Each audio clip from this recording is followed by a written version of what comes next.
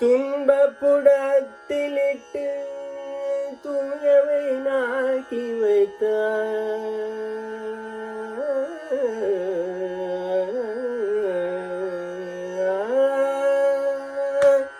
துன்பப்புடத்திலிட்டு தூயவனாக்கி வைத்தார். துன்பப்புடத்திலிட்டு தூயவை நாக்கி வைத்தார். துன்பப்புடத்திலிட்டு தூயவை நாக்கி வைத்த தொடர்ந்த முன்மாயம் நீக்கி பிறந்த பயனை தந்த.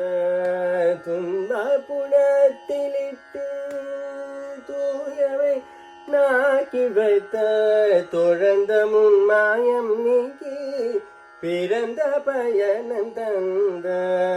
தொடர்ந்த முன்மாயம் நீக்கி